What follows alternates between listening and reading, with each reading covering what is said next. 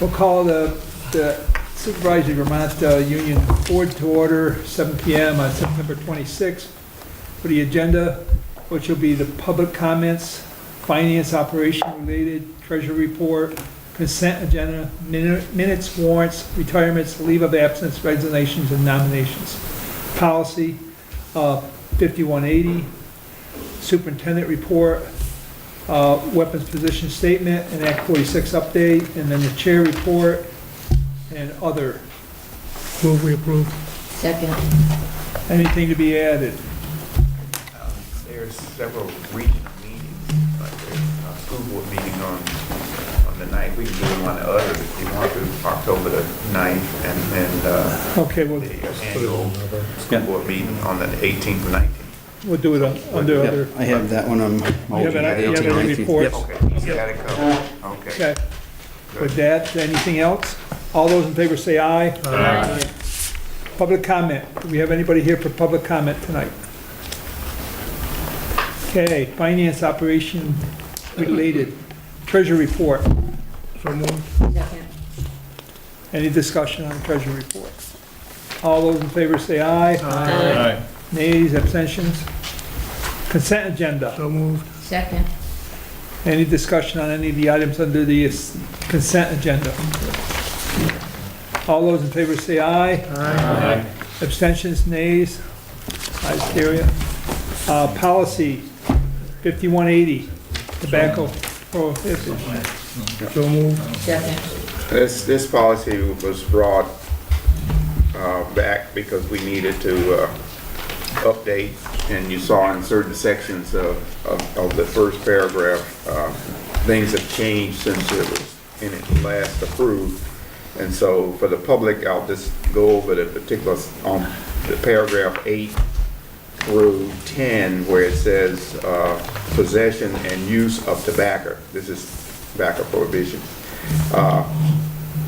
Or the use of tobacco substitutes such as electronic cigarettes and any electronic or battery-powered devices that delivers nicotine or other substances into the body through inhaled vapors are also prohibited.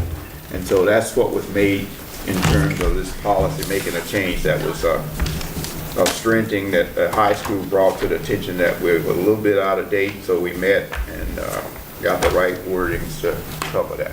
Okay, so it was an addition, there was no deletion of any type? No deletions, it's just the addition to take care of the current situations of the changes that's occurring in the new technology for delivering nicotine to the students in the schools and things and in the community. This is to warn it? Yes. Is what the motion is for?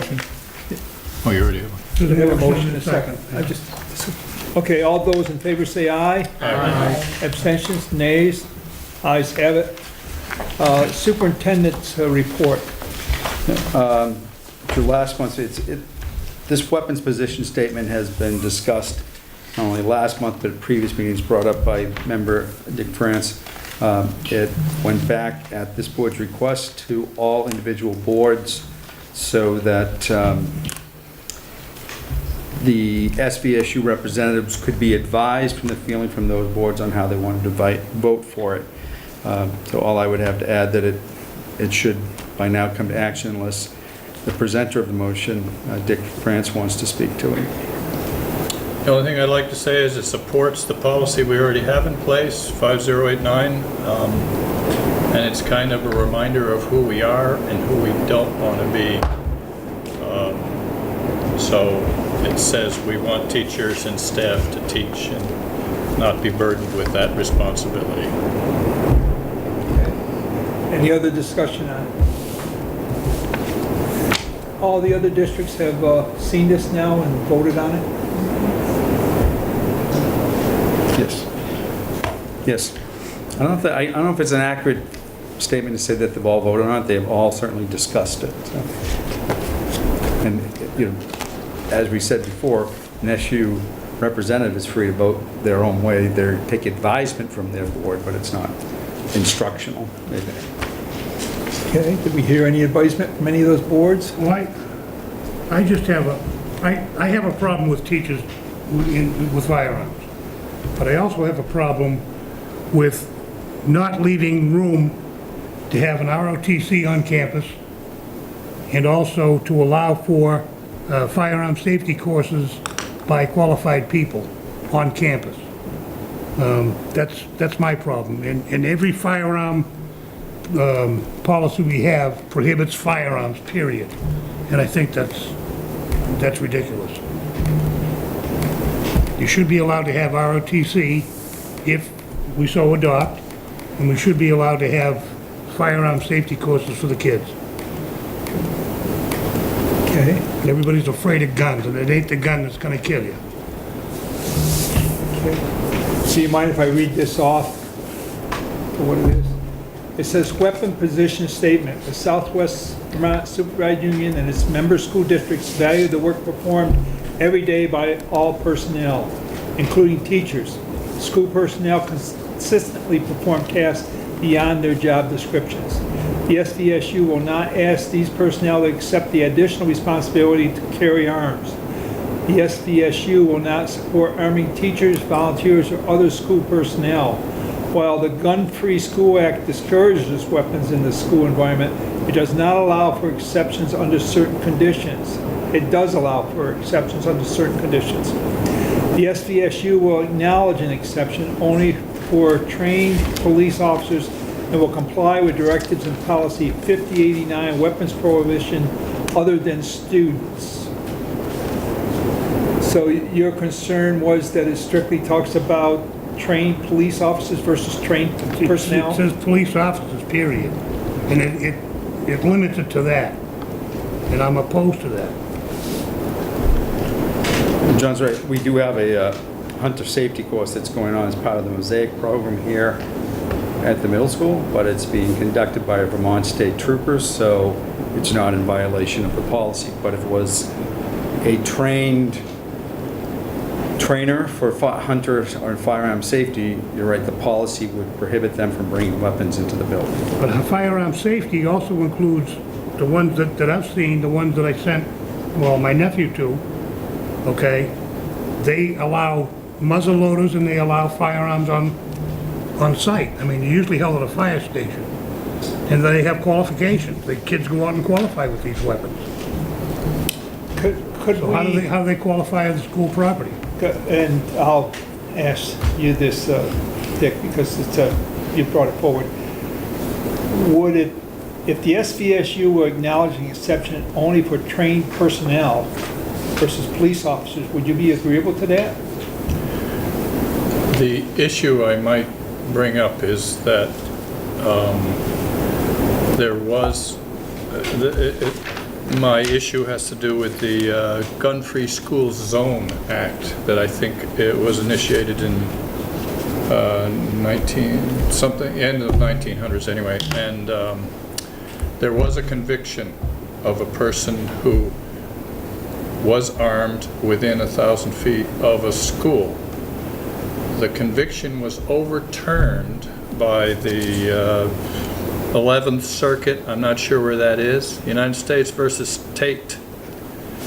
The conviction was overturned because the defendant was licensed by the state in which he carried that. So I see a couple of problems here. We're bumping into some legal areas. This is not a mechanical thing that says we can do anything to people.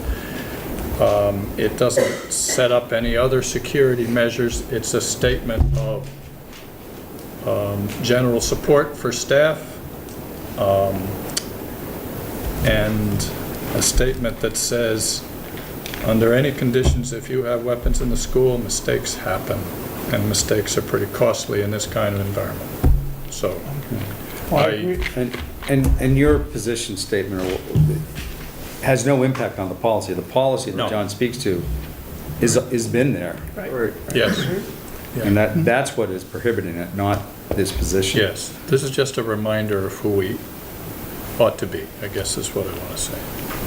And if for some reason the schools decided that they wanted to teach and it becomes such that we wanted to teach a class, then you have to go back through all the proper protocol to try to get that amended, because that would be the school, and you would have a lot of debate, discuss how you do it, who's gonna do it, and so forth along this line. So I don't wanna think that things are written on the rock just because we have a policy. I don't think there's been interest by the administration to say, let's offer this course or this class. When those things were brought forth in the schools, we were at, normally I would say, war times and things along that line, where we were preparing kids and students to go out and join the armed forces and so forth. Now we are doing things differently in a different manner. And that's the trouble. So if we need it, I'm quite sure, and we have the superintendent and whoever the body that needed it will have to bring it up. We'll have to go through all the things to get it done, so it's nothing absolute. Could I just add one other thing? We, on the policy committee, we find out that most people don't know what kind of policies we have out there, and most people don't seem to know how to access the policies, so they don't look. This is just a simple statement that's thrown up in advance. This is who we are. Okay, this is basically a position statement that we're taking. It's not a policy. How do you weigh this from a difference from a policy, I guess, is where I'm, Move we approve the statement. A second. Yeah. okay. Any further discussion? All those in favor say aye. Aye. Opposed? Nays? I got two. That's it. Yeah, did you oppose, Ray? No, I voted for it. Okay. Okay. I abstained from that, just for the record as chair. I didn't have to vote, so I'm not going to. Act 46 update. And thank you, Dick, for your work on that. I know it took a process. Thank you. Thank you.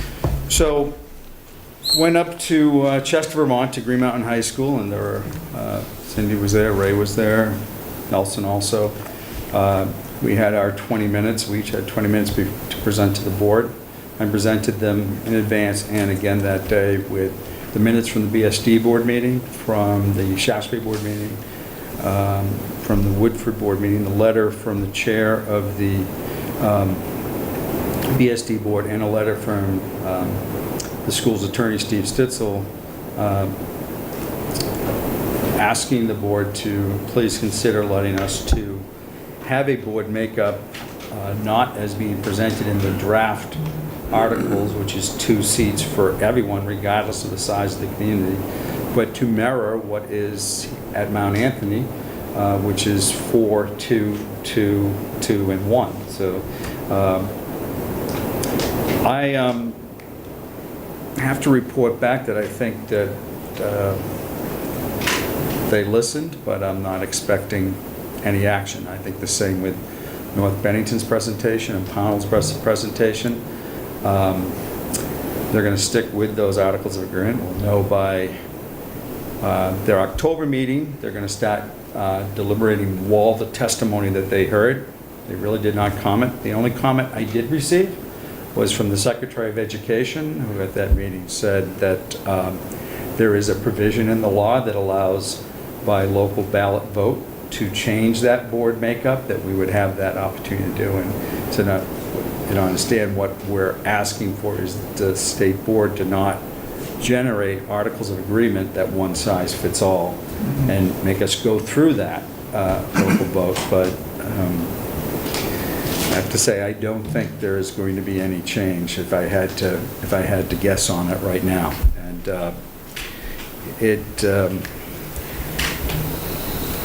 I'm not saying that it wasn't worth the effort to go. It was good to go and be heard and to hear what other schools were presenting. But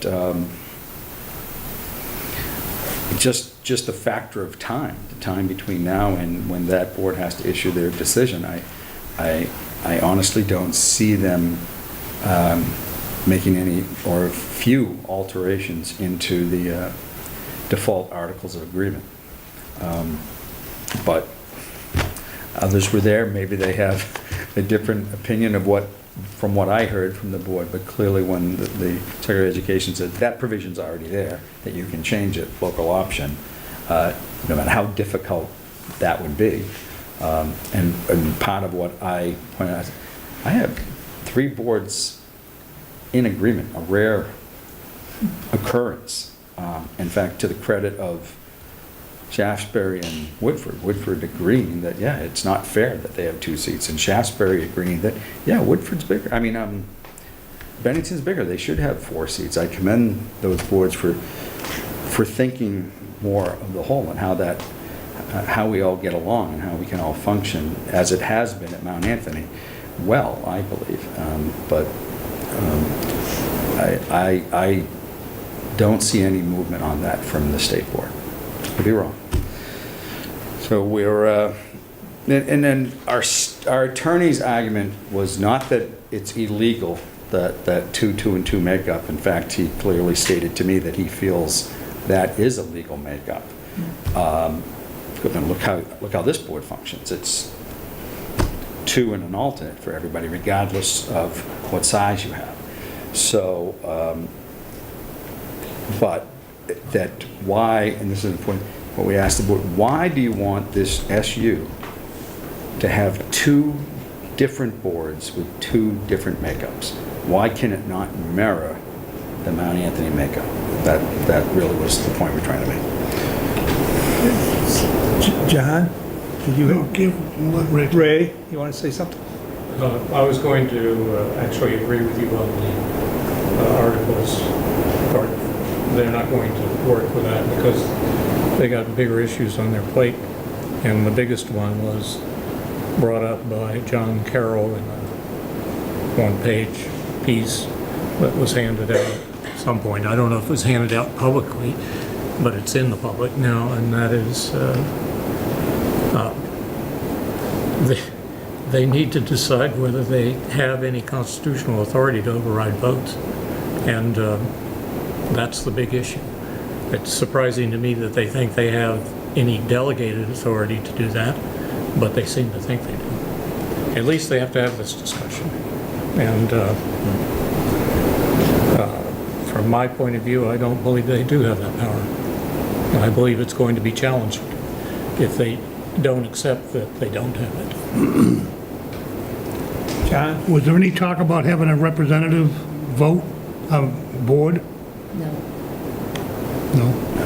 Or representative, sorry. Well, like, 25 for Bennington and, A weighted 2 for vote, everybody no. else. They've chosen the hybrid board model, which is what Mount Anthony is, and they have chosen that everyone gets 2. And that's The state has? the Secretary of Education's plan recommendation to the state board, and the state board has until November 30th Everybody to say has yes to. or no, but there's no indication that they're going to alter that. Okay, thank you. Cindy, did you have something to say? No. Silence is golden. Okay, well, of course, Cindy and I got to speak at this hearing. One of the things that I stressed is I showed them the ballots for when we vote for this board. And basically, every town gets to vote, even though there's separate boards. But you get to vote for Pownell, I get to vote for Bennington, so that there is representation on these boards that really are representative. But if you look at the votes and the amount of votes, I was surprised to see how many votes that Pownell got, because usually there's no way in the world those people are getting that many votes, but that's because we got Shaftesbury and Bennington and other people voting for them. Woodford too, it's the same, like you had 400 or 500 votes. I'm saying to myself, you don't have that many people go to the poll, I don't think. So you are being represented in some ways already, and I think that's where the Secretary of State was coming from, is that basically you have a say in who those towns send, and and I think that's where that view was coming from. The other thing is, Ray was right, there's a constitutional issue to do with taking a property, and a couple other things to do with schools, because the way this looks is, the way they're doing it, they're basically saying, we're gonna form this school district, and all the schools on the outlying, it has to sign their schools over to this district. And that's a form of taking. So there's some constitutional issues that's going on and battles with that. It's okay if those districts vote to do that, because then it's not a taking. So there's a number of issues that we heard. The other, of course, was debt.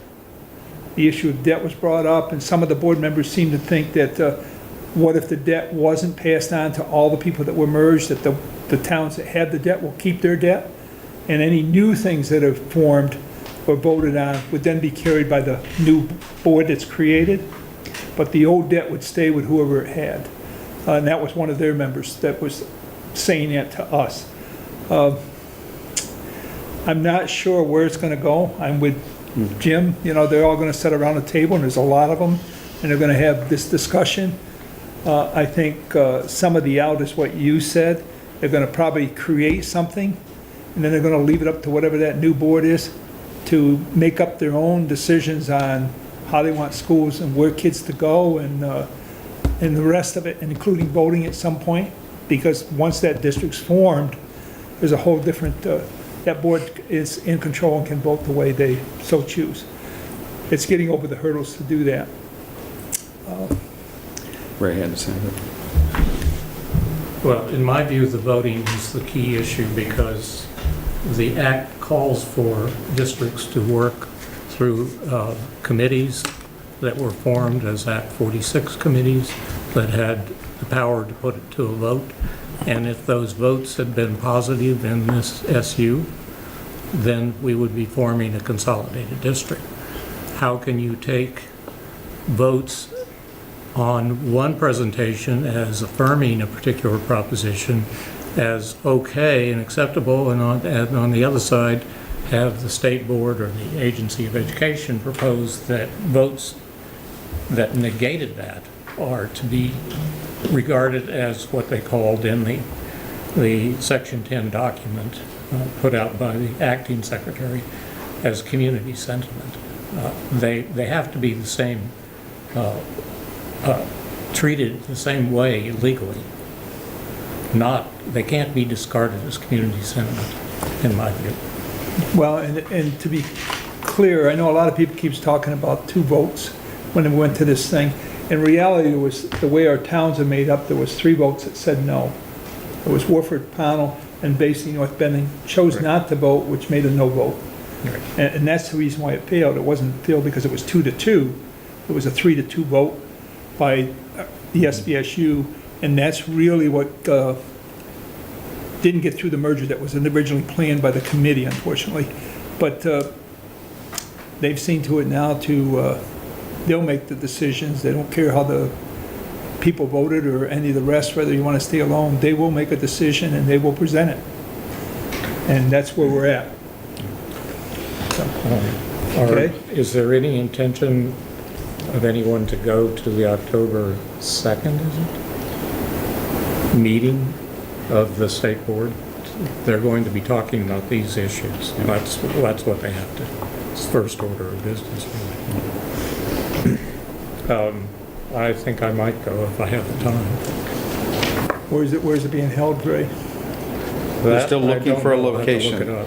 is what they said at the last To be- meeting. They're yeah. still to be determined. They're It looking, may be out there now. because they know, yeah, they expressed that they needed a bigger location. They wanted a similar, they were in the auditorium, where sometimes the state board meeting is in a room smaller than this, Right. but they want a bigger venue, because they're anticipating that there will be audience members who, as they start to unwrap all the testimony and what they're going to do.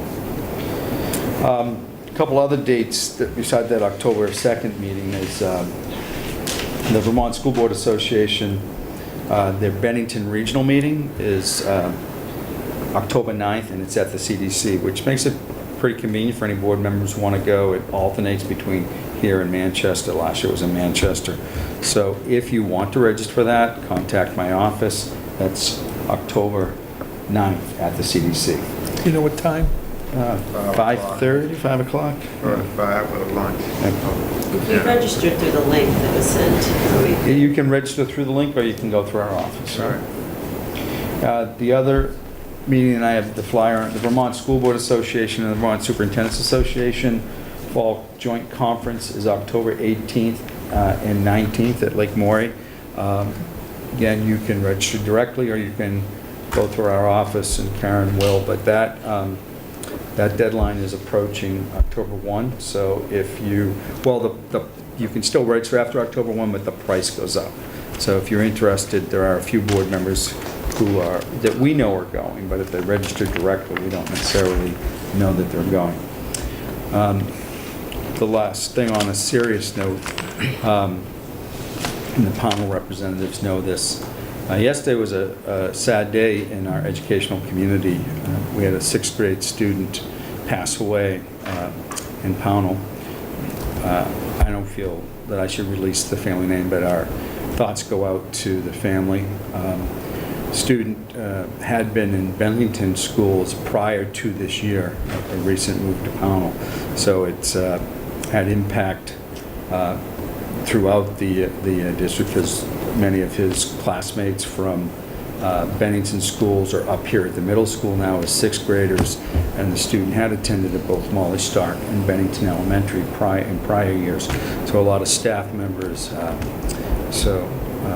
don't know a lot of details, but I just know that and the principal was dealing with that yesterday, and Vermont State Police there, but the death did not occur at the school, so that's, I want that known. It was because when the state police are at school and DCF's at school, and people jump to conclusions, but that's not what occurred. So and we had principals working to make sure that counselors are in place in case anyone needs assistance in dealing with this tragedy. Thank you for that. Anything else? No. Okay, the superintendent review committee met, and I passed out some papers, and they came up with some goals for our superintendent to achieve this year. As in last year, some of these are similar in some ways with the social media and some of the other communication things. Some of that was done, and we just felt that more should be done. And with our new hiree to help with the public relations side of things, we expect some of this, especially the social media stuff, because he's skilled in that, to be a lot better. And Jim's working with him on making some of that stuff, so we can get notices out and let people know what's happening and what the good things are, as well as anything else that we have to deal with. But I wanted you guys to know that first meeting had occurred, and there'll be follow-ups. Other than that, I gave you my report from going to the Act 46 thing. That's it. You have other things under other? The goals and things are in compliance with the policy that we said we needed to meet by September, have it set and some deadlines for the year, so there won't be any surprises along that line. Thank you. Okay. Yeah. And I wanted to added make sure- you'll see on this, for those who are on that study committee, I added goal 5 and 6 based on your suggestions from that evening. Okay. Ray? Well, in the minutes, it says from the last meeting, under the consent agenda, we had a discussion about head teacher responsibilities. And it Yes. says it would be discussed by HR personnel during our meeting in September. So I don't see Nick here. So No, I assume no, so, this is postponed. It was. There is something in a document in our packet. I thought the minutes didn't say that somebody from HR would be here, that we would have it said in. this will be packet. discussed by HR personnel during the MAU SVSU meetings in September. That's what the minutes say, and we just approved them. So the minutes of the MAU minutes, sorry, the MAU minutes, I believe, say differently, that they would have this for you to read, to review the job description, that's what the name, and then if Yeah, I you saw wanted the someone job to attend the description. meeting, that's what was at the MAU, so. But more was promised. positive. So I guess the question I would ask, Ray, is now that we've seen the document, Well, I think it raises some questions. that's what I was gonna say, is there some I'm questions? not sure I want to talk about them tonight, No, but but, you know. now that you it have is- the job description, I would suggest that you review it. Yep, Send us what questions so that HR or a principal, depending on what the Yeah. question is that you have, Yeah. that we could have them here. for the that's next fine with meeting. me. Yeah, so then it would be more specific and we could actually get some insightful answers. Yeah. Yes, because I looked at it and also thought that there might be a couple questions. Thanks for bringing that up, I forgot about it. Anything else under other? Motion we adjourn. Second it. Are we already there at the agenda? Yeah. For your information, there was other things that were added that you can read and attach to it. Okay, I got a motion to adjourn. I got a second. Second. Any further discussion? All those in favor say aye. Right. And thank you all for Don't get wet on the coming. way out. Huh? Don't get wet on your